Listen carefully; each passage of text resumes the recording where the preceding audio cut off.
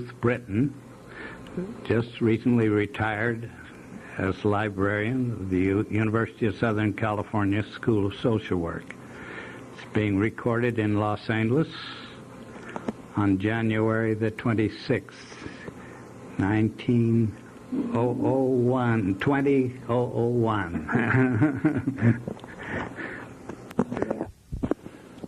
How are we going to begin? Yes, Ruth, it's delightful to have you here to record something of your history with our school and your life's work as a librarian. Been trying a long time to get an appointment with you, and you've been such a busy lady all these years. I'm happy that today you have time to do this. I was wondering, what year did you come to USC as a librarian? John, I came first to USC as a librarian in the late 1950s. I was here for about a year and a half, and then I went home to be a mommy for a while. My son was born in 1960, and I came back to work in 1971. When I worked here early on, I worked for Hazel Ray, who was assistant librarian, and as one of the reference librarians. As down the years, I used to come in during the summer, say hello, and when I came in 1970, I think it was, they said, "Aren't you about ready to come back to work?" I said I hadn't really thought about it, and we agreed that if I thought I could come back, I wouldn't have to come back full time. They were aware at that time that I did have an undergraduate degree in social work from University of Oklahoma, as well as my library degree from University of Illinois. So plans were in the works to separate the social work collection from the main library, establish, as originally planned, a library that would serve the School of Social Work and the School of Library Science. Those plans fell on bad days because the dean of the School of Library Science wanted to build her own building and have a separate library. So in September of 1971, working half-time, I moved the social work reserve book collection with a few journals into the newly occupied building that the School of Social Work was using. It had been the School of Law, and there was a space that had been the law library. I came equipped with somewhat less than 1,000 books and about 150 journal subscriptions, maybe 100, I don't remember exactly. I was greeted with open arms by faculty and students of the school, and it soon became apparent that that library was there to stay and to grow. It was a unique experience and a wonderful one for a returning librarian. The faculty were wonderful. They mostly occupied offices in an area that surrounded the library, so that interaction between faculty, librarian, and students was really busy. And the need for more books was pretty obvious. Yes, pretty scant collection at the time you took over. It was. Original plans were that it would be a contemporary book collection and that older materials would be housed in Doheny Library. Soon became apparent that that wasn't what the school wanted. Collections were transferred out of Doheny somewhat reluctantly, and with the generosity of faculty and alumni and a really limited book budget, the collection began to grow. Early years it grew at about the rate of 1,000 volumes a year. And looking at an annual report that early days I didn't do annual reports. Looking at an early annual report, 1977, the collection was estimated at 10,000 volumes, growing from approximately 900 in September 1971. That's a pretty good... That's pretty rapid growth. Pretty good growth. As a matter of fact, the capacity of the room, the way it was constructed, was to house about 10,000 volumes, and it was getting pretty full. Those early days were very special ones. The students were so happy to have the school in this new building and the library right there, and a librarian to talk to them about what they wanted and needed. Circulation was pretty big in 1976-77 with our 10,000 volume book collection. Our circulation totaled 22,000 times. This did include use of 2-hour and limited circulation reserves. That's an active library. It was an active library. It was pretty full. We had a balcony that was accessible by a very strange old circular staircase, and the doctoral students had desks on the balcony. However, a lot of them liked to sit during quiet times in the main library, back by the journal stacks, reading the journals. Yes. Now, was that called the Arlene Johnson Library? I think it was not called the Arlene Johnson Library until we moved into the Montgomery Ross Fisher building. Was it? Yes, I think it was. Her name was on the door. Arlene Johnson. Maybe at the time she retired. Arlene, well, she was gone before the library came, but there was no doubt from day one that it would be the Arlene Johnson Social Work Library.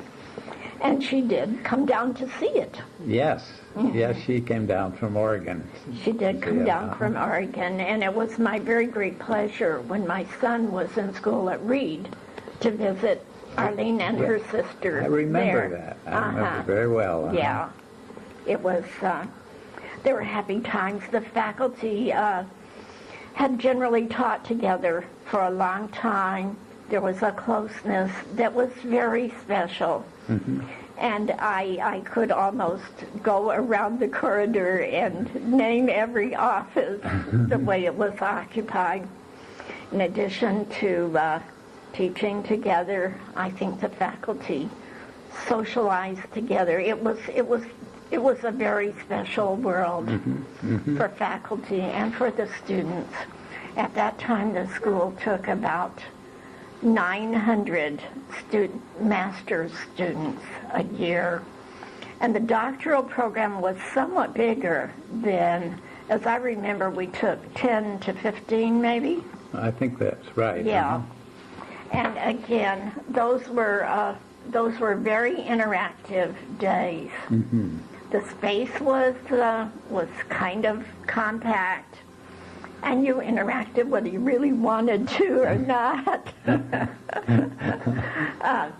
The library was staffed by a half-time librarian, and I had usually 4 to 5 student assistants who did the desk work and the busy work, and it worked very well. Can we turn it off and start again in a minute? See where we are and where we want to. one very special part of being a social work librarian was the fact that there was a national network of librarians who served separate social work libraries. It was a small group. There weren't all that many, about 10 or 12, I think. Universities did maintain separate social work libraries. And those librarians met every year at the Council on Social Work Education and talked about what their problems were and how they were solving them. It was a very interactive activity. What were the most common problems that came out in those? Well, one early and continuing problem that we really couldn't solve is how did we meet the reading needs, the required reading needs of students. Early days, the students wanted multiple copies of books they could take home. They wanted photocopying available, and they wanted at low or no cost. And they couldn't really understand why we couldn't have 10 or 12 copies of a book that 100 students had to read. This was a national problem. It diminished somewhat with the arrival on the scene of copy shops like Kinko and mass photocopying on the part of the students, which actually is a violation of copyright law, and the library had no part of that. It was a real problem building a collection geared to meet the needs of the students. And one of the things that came up in every library that I knew was the need for current, probably expendable information that you could get at little or no cost, use for a year or two, and then lose. The solution to this was a pamphlet file. And we did create a pamphlet file. It grew and grew and grew. With no security system, our mortality rate was pretty high. And sometimes we were busy replacing things that took a walk. But one thing about the social work students that evened out in the end was that when they were through with them, they brought them back. It also took a lot of time, and time for a librarian who worked only half-time was a real problem. Laurie Hamovich was the dean. When I took over the library, yes, Laurie was the dean, and the faculty were very active in expressing their opinions of what the library needed. And I can't remember exactly when the position of social work librarian went from half-time to full-time. It went to full-time without pay a while before it sounds like USC. it got contracted for full-time work. But that was, in a way, partly my problem, because as my children got bigger, they got more independent. And another problem that was pretty prevalent in those days was meeting the needs of evening students, because as time went by, more and more students wanted to work during the day, take evening classes, and have the library available to them. We early on went home at 5 o'clock, about the time they were arriving, discovered that didn't meet their needs, and ended up with a student on duty keeping the library open until after the break in their classes, 8 o'clock, I think it was. That was a kind of a solution to that problem, but I think all libraries were encountering that. Evening education was growing. And the cost of graduate school, the maturity of the students made it necessary that they work. Yes. One of the real pleasures of those early days was working with the doctoral students. They were a core group. Occasionally you got one who didn't fit in too well, but they interacted together very well. They developed close relationships with the faculty and with the librarian. It was a real challenge and a pleasure to see how you could meet their needs as they pursued their studies and did their research. Yeah, they were, and they were all special people. Good. Yeah. Some of them are still around on the faculty and in positions of teaching all over the United States. And internationally, I guess. Yes. There's David Freeman in Canada. There's Juan, what is Juan's last name? I keep to forget, who's in Puerto Rico teaching. Oh, is that right? I didn't know. Not very long ago, when Sam Taylor retired, we were trying to track down a doctoral student who was in Canada. And what we discovered, oh gosh, am I going to forget his name? We discovered that he was teaching there. I sent him an email and suggested that he write Sam a letter. And I was so surprised to learn that he came to Sam's retirement party. Is that right? Sam was the chair of his dissertation. Yeah. They were really all kinds of backgrounds. Yes, yes. Yeah. Cal State Los Angeles is the home of a number of those early doctoral graduates. And a number of them then went into clinical practice. Some of them San Diego State. San Diego State. Yeah. It was great. Yes. Hawaii. Yes, Hawaii. Now, after Maury Hamovich retired as dean, what happened to the library in the next? Well, Bob Roberts was an enthusiastic library supporter. Yes. He'd been a good friend from the day that I came. He was the next dean. Yeah. He had been chair of the doctoral program and was a really vocal supporter of the library. I'm sure he remembered. It was actually easy to walk in to his office and say, Bob, this is what the library needs. How are we going to get it? Sure. Yeah, his door he was an open door. He valued the library. He valued the library. And Maury and Bob were personal friends. The sadness of recent years is to lose some of these people who were special then. Yes.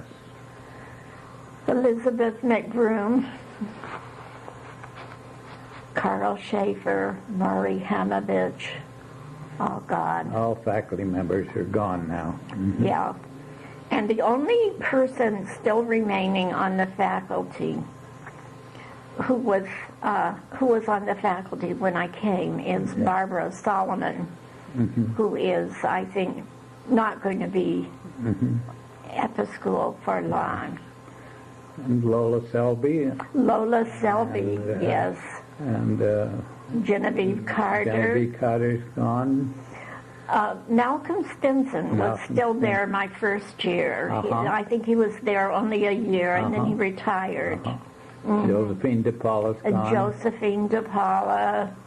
A lot of the faculty. And a lot of the retired faculty were so closely allied with the school that it was hard to identify. That's right. Yeah. So it's a sadness that that comes, I guess, with 30 years of library service. The library did exist for, I guess, 28 to 30 years. And times really changed during that time. Who was the new dean after Bob Roberts? Reno Patty. And who what was one happened of our under his- doctoral graduates and also was a good friend to the library. Yes. Yes. The fourth dean in my tour of duty is Marilyn Flynn, who is currently in office. The library down through these years has changed beyond anybody's imagination. Yes. Tell about that change. We had books, journals, pamphlets, card catalogs, printed indexes. We ordered books by typing our orders on slips of paper, and they went through a rather elaborate process of that kind. Photocopy machines did exist. Computers, not yet, although they were beginning to enter the scene. The first use in our library that was made of computers was to track the circulation of books. That was an arduous task. And actually, social work, with the help of a good array of students, was one of the lucky libraries that instantly barcoded all of our books. The barcode is a way of life now, but it didn't come along until really the 80s. And each book had to be barcoded and linked in an online catalog. So that when it circulated, all you had to do with your trusty wand was run it over the barcode of the library borrower, and then run it over the barcode of the book. And you were in business. No more hand stamping, hand signing, discharging with a card, and card filing. It was a period with ups and downs, but I think we were all glad to have that chore under control. Early on, people who devised computers began to say, what about those card catalogs? Can't we put it all on computer? Patrons didn't like it. Librarians weren't too happy with it, but the computer era had begun. And all the new books that came into the library were part of an online catalog.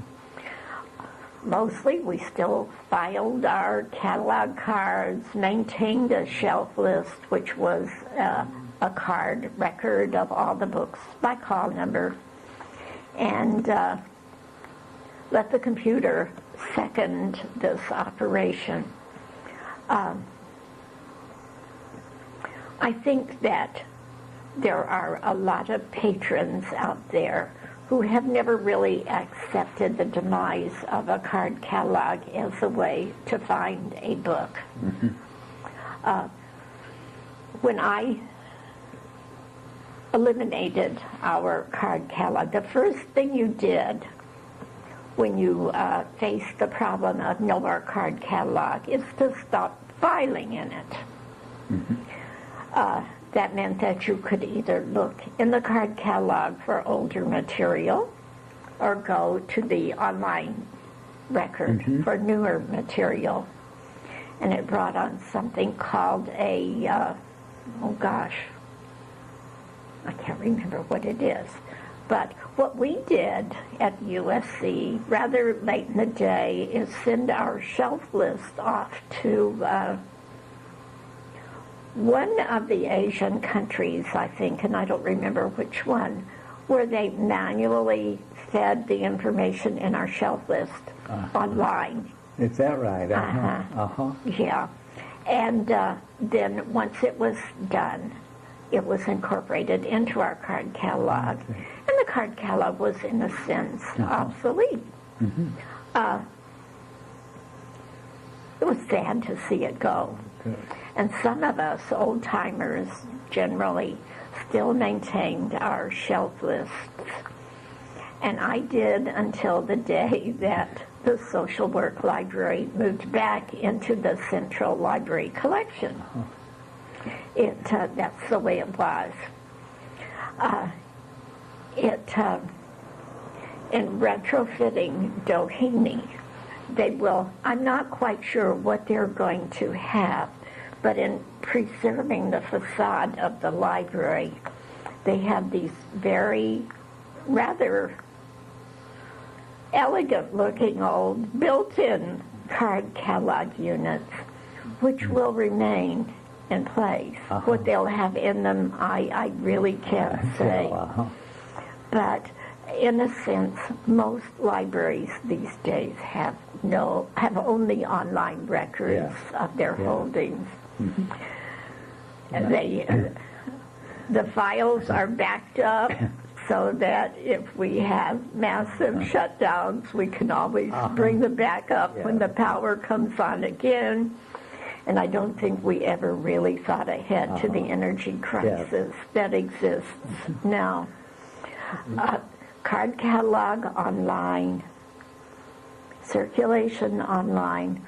What about all those indexes that people had to search All the time. all the time? What about going back in time in psych abstracts? Some of the older copies, the paper was wearing out from sweaty doctoral graduate student hands. And it took a lot of time. What about tracing the history of happenings in the New York Times? And all those indexes. Eager entrepreneurs undertook to bring all of those things online.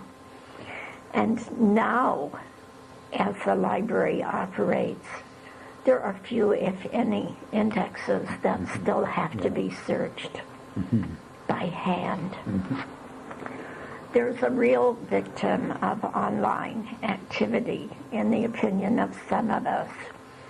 The thing that I notice that doesn't happen as often is serendipitous finding. As you scan the printed page, looking for the heading that you think you want, a column or two away is something that really meets your need that you didn't know that you had wanted. However, the ease of using online indexes has really taken over. And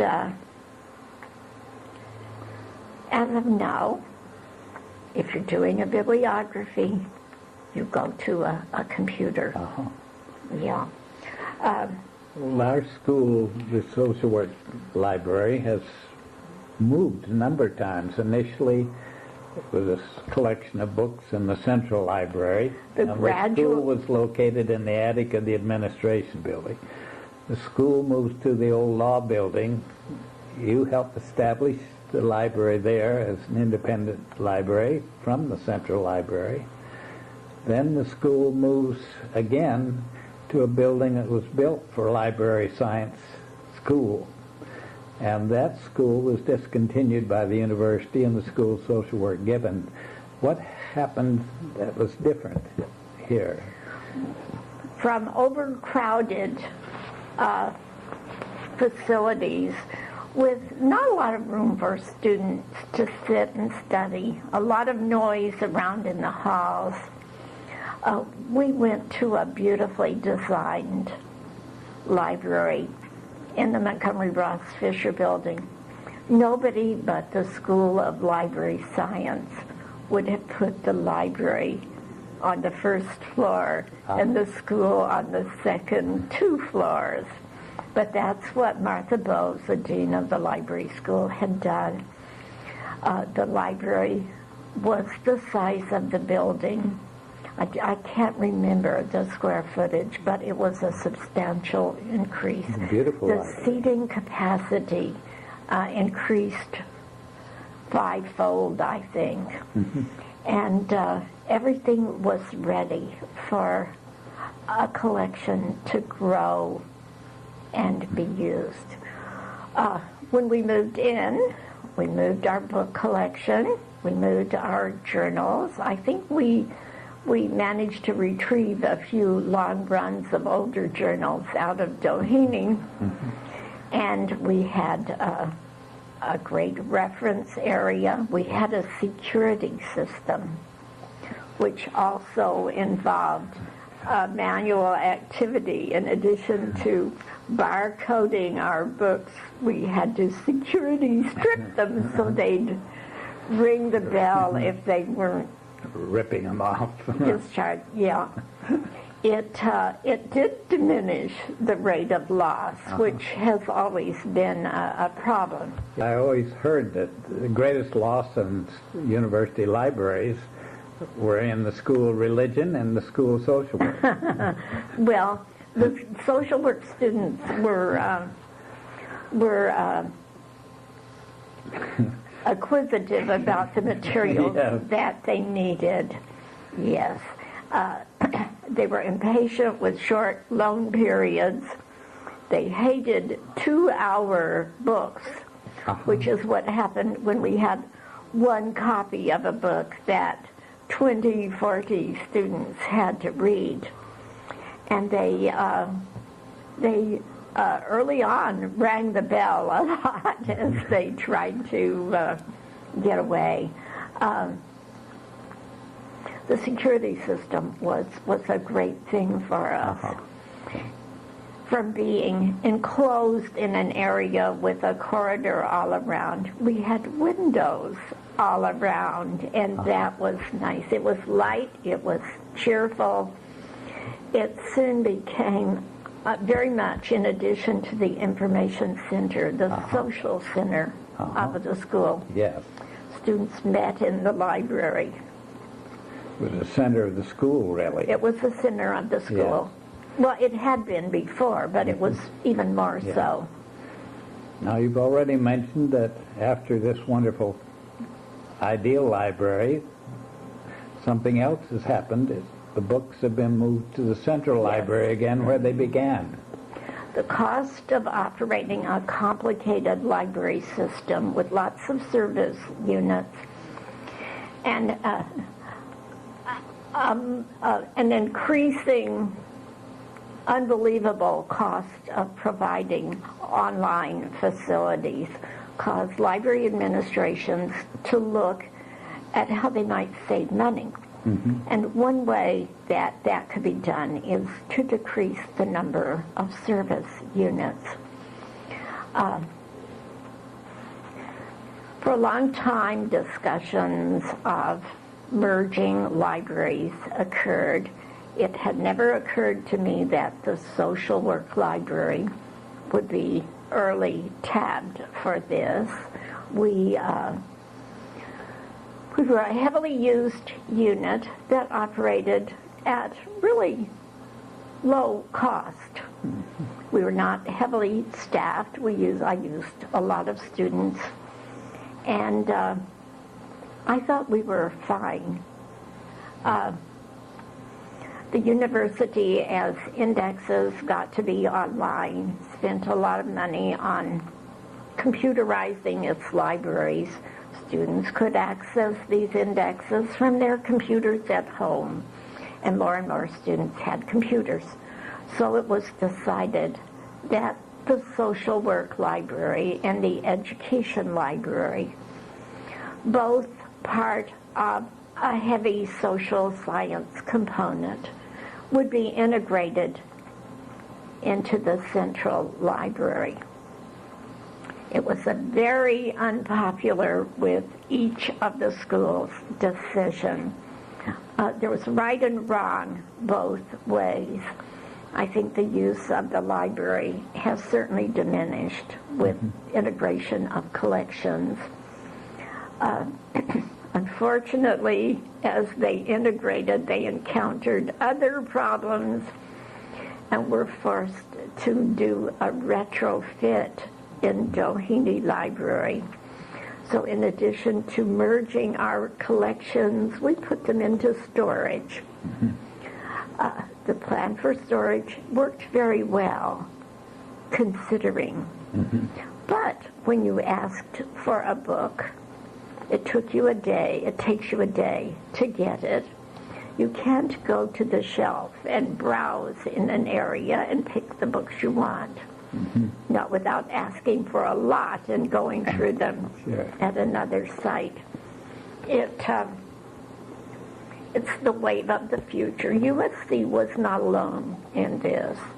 An early pioneer in merging of library operations was Columbia, which has or had what was probably the classic social work collection. The Russell Sage Foundation Library. Yes, it was. The one I used as a student. It was. It was moved into an area with other social science collections, and while it maintained a somewhat separate identity, a lot of the older materials remained behind in storage. It was a thing that was happening in more than one place. Ohio State's social work library was merged with several others. At UCLA, they took the education psychology library and didn't actually merge it, but sent it off in two directions, with education going to the Central Library and psychology going to the Biomed Library.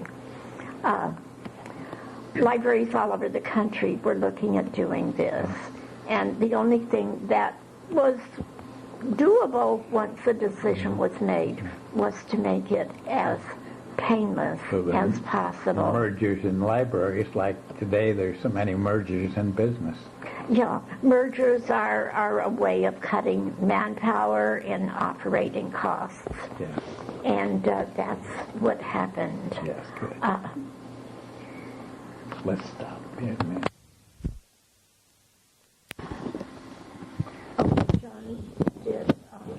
John did both of them go down? Yes, they both did, yeah.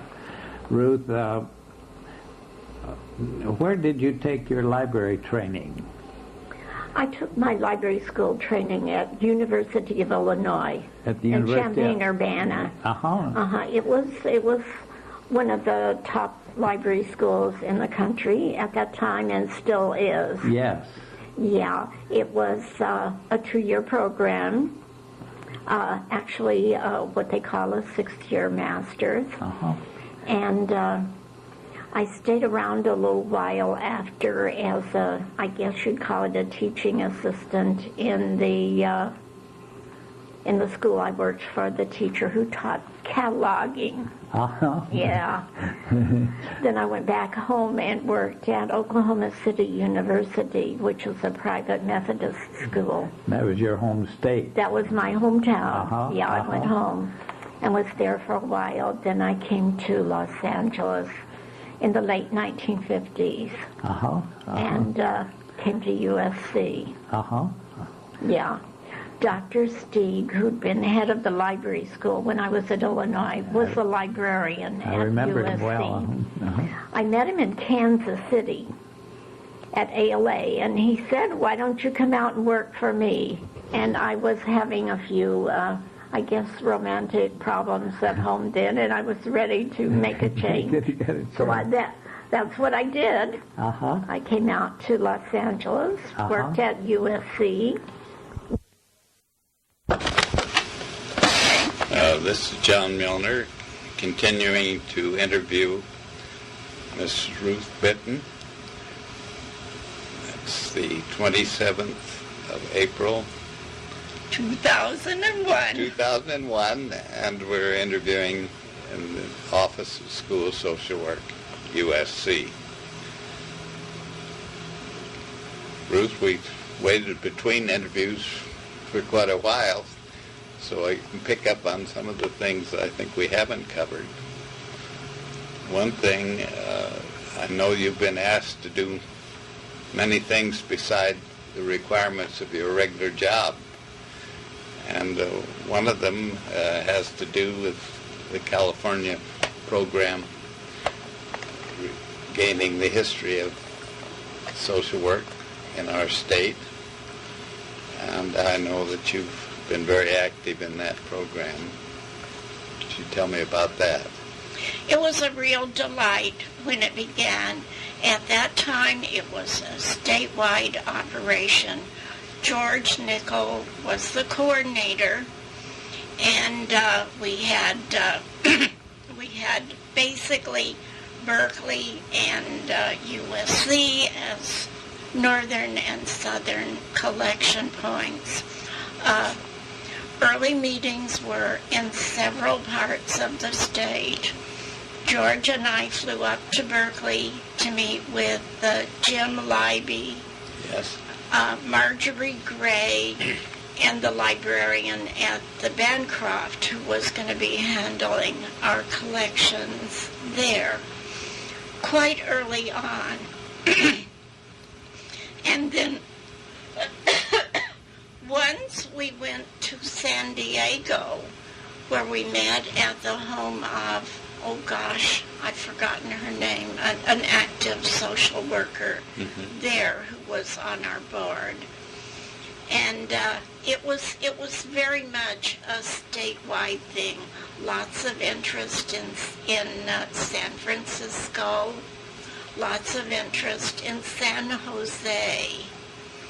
And going through the minutes of those early days, you really got a look at what the movers and shakers in social welfare history in California from the 30s up into the 70s. Yeah. George Nickel was a remarkable man, and he tended to draw into the board of the archives some people who'd really been movers and shakers. Meetings were a delight. It was interesting to talk to the people. Collections came in kind of slowly, but tended to be rather heavily focused. For example, the lady in San Diego got together a group of early school social workers in that area, most of whom were at that time in retirement living. And they put together a remarkable collection reflecting the way school social work functioned in the 30s and the 40s. Prime collection material, I think. Northern California ran into some problems. The Bancroft Library attracts a remarkable lot of collections. The lady who was working with our group was not social work connected. And they early on came to the idea that they couldn't really take in and process the collections that might have been available. So as time went by, the Northern California collecting diminished considerably, but Southern California continued. The board also changed drastically. It was a very senior board, and the natural attrition of old age and the appeal of retirement communities tended to take people away. Yes. Yeah, it's, but our collections have grown, and we do have some remarkable collections. Family Service of Los Angeles is a very large one. Oh, John, I'm having a senior moment here. What's the one that went back to the 20s? G. Bromley Oxnam. Oh, yes. Yeah. I don't know why I can't remember the name of it, but we are heavily endowed with that material. One very interesting thing that we have quite a lot on is the licensing of social workers in California. You remember that Lola Selby was constantly a member of the state board. That's right. And saved all of her minutes, all of her papers. Is that right? I didn't know that. Yeah, and so we do have a prime lot of material about how the way we license social workers in California now developed. Remember, Maury Ostemel was very active in that. Maury Ostemel was very active in that, yeah. As you look back, you're very pleased with the collections that we have, and you worry about some that we never really got around to getting. We're still on the track of El Centro, which was a very pioneer USC, etc., Hispanic community operation in the 70s. Kind of a pioneer in that sort of thing. And then Special Service for Groups, which has been an incredibly unique On thing. that board for a long time. Were you? Yes. What I'd like to do at this point in time is get together the people who remain, and it gets to be fewer all the time, and have a tape recorder going and let people talk about the way they remember SSG. George is gone, Roy is gone, Paul Chickahisa is gone. Those were the people I always thought of as, and I have spoken with Herb Hatanaka, the head of that organization now, about doing it. But I'd like to get together talk sessions about Special Service for Groups and about El Centro. Yes, yes. Incidentally, Andy Dieppa has offered to write a paper about his experience there. Oh, very good. But I'm not quite sure where he is now. I have no idea. I somehow have a feeling that he's no longer at the school in New Mexico. Yeah. There have been a number of name changes for the archives over the years. I wonder what is today's official name. I believe it's now the California Social Welfare Archives. Very good. Yeah. We did a lot of debating about social welfare and social work, and you still see it come up wrong on a lot of things, but I think it's the California Social Welfare Archives. One very important part of our collections, John, is our oral histories. We do have, I think, in the neighborhood of 200 Yes. now, and it's growing. And we are constantly reminded that we got some just in time, or that we never got around to talking Yes. to some people. And that's really a very important part of our collections. Another thing that's going down the road now is the California Social Welfare Hall of Fame, which doesn't really have a title yet.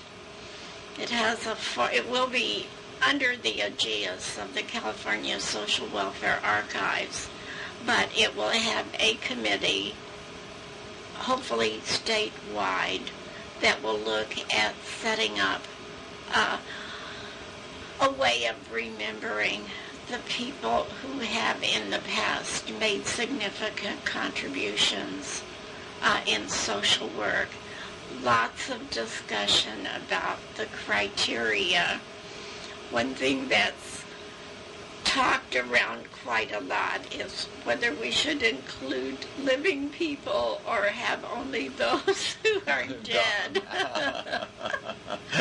And another is how far we should go in recognizing people who made significant contributions who were not social workers. The general idea at this point is to start way back when and get the people who, the longer we forget them, will be harder Yes. to retrieve. And that is probably where this operation will begin. There's also a discussion of setting it up on a kiosk or putting it on the web. And again, these are things that generate a certain difference of opinion. Yes. Makes the work slower. You continue to be active in this? Far as I know, I have no plans to stop. Excellent. I don't really know. You've been a very important part of it. Well, I've certainly been a watcher for a long time. You certainly have. Yeah. And where will the archives be housed? Well, they'll be part of the Regional History Center here at USC. As soon as space is available, the processed archives will be housed there, and that may be very soon. It's important that we do that. Working with archives is actually a very specialized profession. We've had a couple of trained archivists working on our materials, and we've certainly become aware of the fact that they know what to do and the rest of us don't. USC is quite interested in becoming, well, there's a lot of competition to collect certainly Los Angeles history. The Urban Archives at Northridge is one particular area. USC has one. Loyola, very interestingly, is moving into that field. And a lot of organizations are setting up their own historical collections. But I think the important thing is not where they're housed, but how can people find out where they are and get to use them at the point of need. And we'd like to start exploring that. Excellent. The NASW California chapter archives are housed at Berkeley in the Bancroft Library, I think. And they regularly go there. Yes. So that's an important thing to know.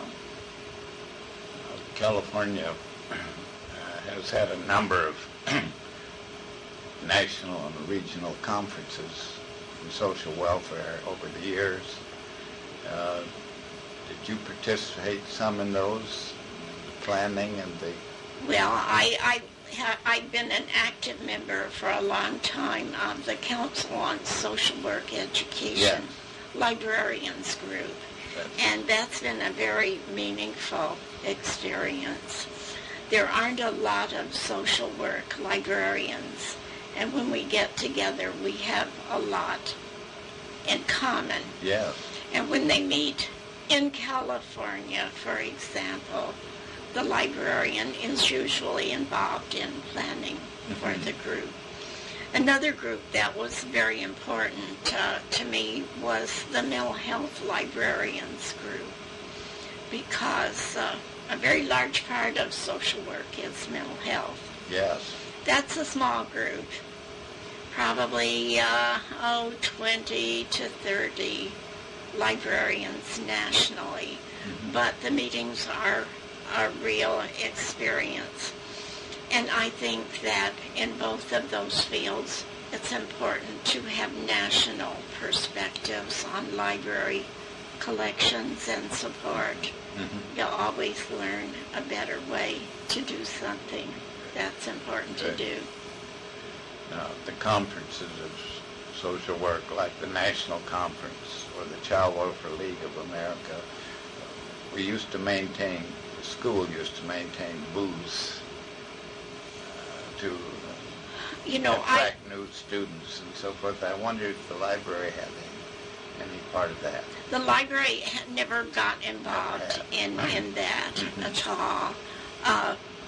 When we had booths at CSWA, the materials that we had relating to the library were always on display. Yes.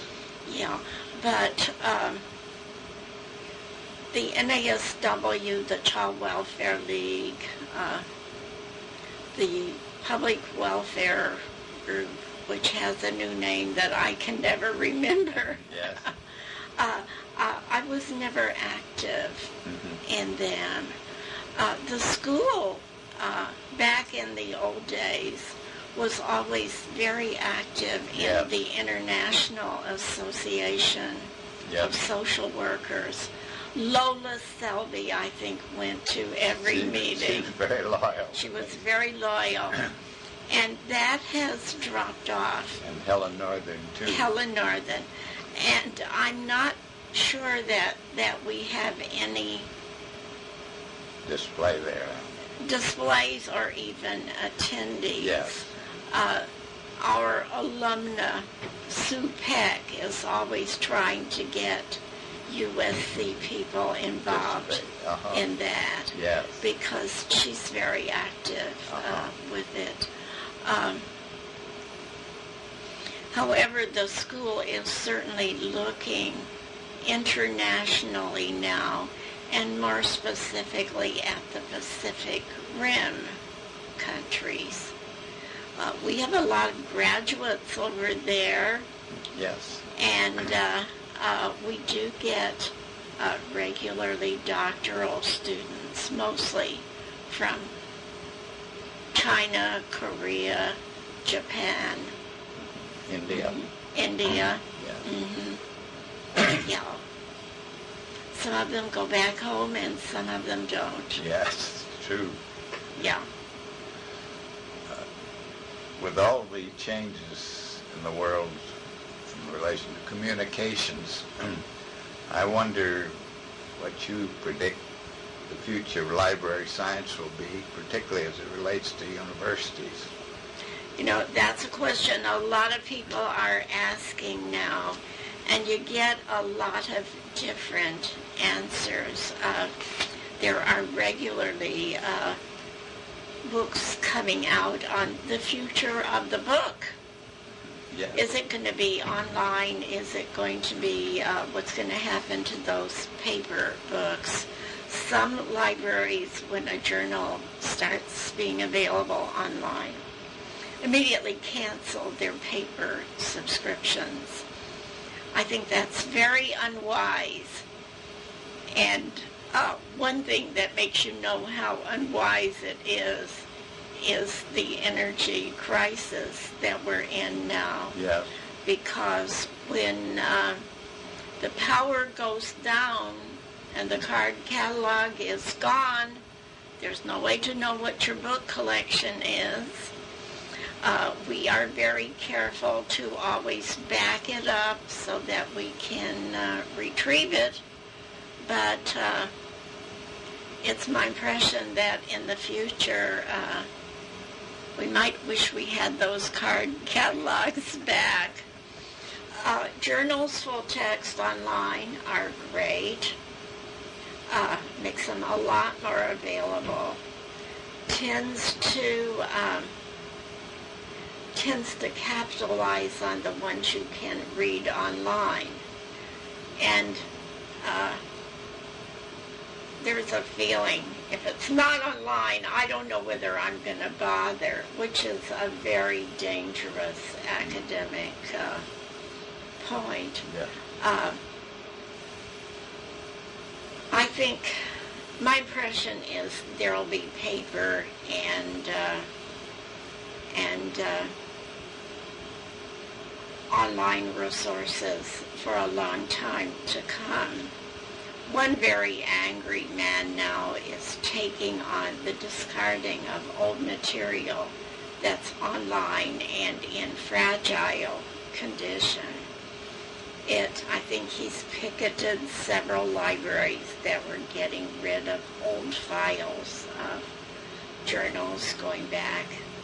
Preserve them. Yeah. What I think is probably the end solution is, for example, in California, a central place where they're stored and made available at point of need. Very interestingly, not very long ago, I was helping a friend with a library problem. She needed a copy of an Appleton's Journal article from 1873. Now, USC doesn't apparently have Appletons, and I can remember hearing about it, but I can never really remember seeing it. However, there's a service through the University of Michigan that makes it available full text online, and there you are. Very good. Jane was reading very happily about the first in-print article about the Secret Service. I don't know. Very interesting. It's expanding the world, but abandoning old ways, I think, is not the way to go. One of my favorite online resources is the Library of Congress's American Memory section. Yes.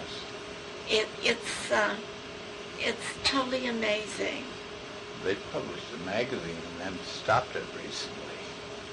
Well, they probably have it online, Probably so. but I seem to get emails when they put up a new file, and I always hurry to look. And you don't think that the day will come where we stop teaching children how to read? Well, they have to read online and off. They can, could be audio. Yeah, it could be audio. Yes. I hope not, No. but It's an interesting age of change. It's an age of change, and it's hard to know how it's going to go. Yes. Mm-hmm. Where were you raised when you were a child? I grew up in Oklahoma. Uh-huh. Born in Oklahoma City, grew up there, went to University of Oklahoma as an undergraduate. That's where I got my Bachelor of Social Work Yes. degree. Yes. And then I went off to University of Illinois to library school. I was there. I got a bachelor's degree in library science, and then I stayed on for an advanced degree, which was an MLS. Now you get an MLS and don't go through that, but so I was there several years. Came back to Oklahoma, worked there at Oklahoma City University for a few years. Came out to USC. I think I was here a year and a half, got married, stayed home for 10 years or so, and then came back about the time they were responding to urgent pleas on the part of the School of Social Work Yes, we talked for about that more the other library day. support. Yeah. Yes. So there you go. Yeah. You were raising two children at the same Yeah. time. Yeah. My children were both in grammar school, and when I came to work half-time, which meant that I got them off to school, came to work, and then got home by the time they got home. They've finished their education now. Yes, they have. And one's a father. My son, yes, is an attorney. His wife teaches philosophy at Bowling Green in Ohio, and they have 2 little girls, ages 6 and 2. That makes you grandma. Yeah, makes me grandma twice, and it's a wonderful thing. My daughter has a cat and a rabbit. And what field is she in? Well, she's in outdoor recreation. I knew she was interested in Uh-huh. She's very active at Rocky Mountain National Park. Did you have brothers and sisters? I had no brothers and no sisters. You were the only child. Although I had a vast array of cousins. Both of my parents came from large families. Both of them came to Oklahoma. My father from Arkansas, my mother from Kansas. In about in the very early 20th century. Yeah. And so I that's where we lived. My father died there. My mother, after he died, came to California and ended up dying here. Yes. Yeah. Well, this is the way families move from the east and the south and end up in California. Yeah. Now some moving back. Well, both my children are Middle Westerners now. Yeah. I've just, since I stopped working, started looking at where my family might have come from. My mother's family seems to be pretty easy to trace. My father's family seems to be a little bit harder. They came out of the South, and my father's father died when he was quite small. And so his family, I really don't know a lot about. I'm going to start, I think I've traced one of them back to South Carolina. And yeah, I have no recent immigration in my family. They've all been here forever. Yeah. However, my mother-in-law is of pure Norwegian stock. They all came over in the probably just past the middle of the 19th century. You say she's 104? She's 103, headed for 104, yeah. And still living in Los Angeles. Still living in Los Angeles. She's the oldest living ex-Los Angeles City employee. Isn't that interesting? Has been for several years. Bill regularly gets letters from them that he has to have notarized that she's still alive. Isn't that interesting? But it's kind of interesting. She's having a little bit of trouble with her health insurance. Los Angeles City, as you may have remembered, was heavily supportive of Ross Luce, which then turned into Cigna, which then just recently stopped doing senior patients. Read in the paper that. Yeah. So she, I think, went over to,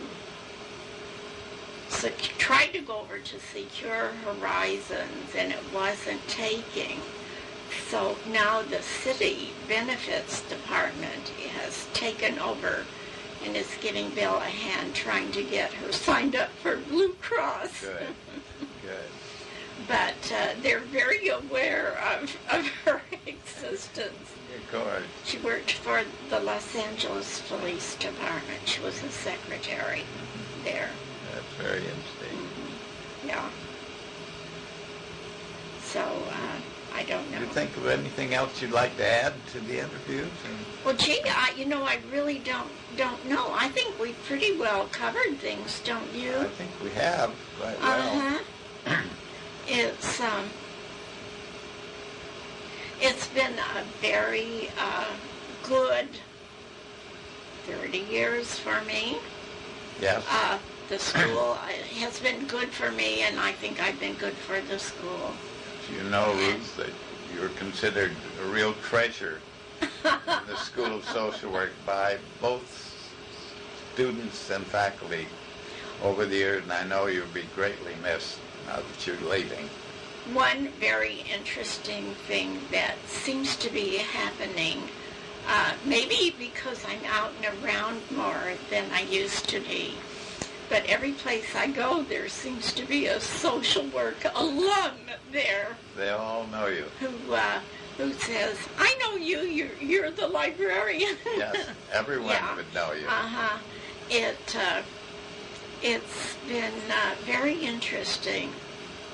Wonderful. Well, I appreciate your responses. We're going Well, to put I think we can tapes in say the archives. I think we can say that we've done our duty. Right.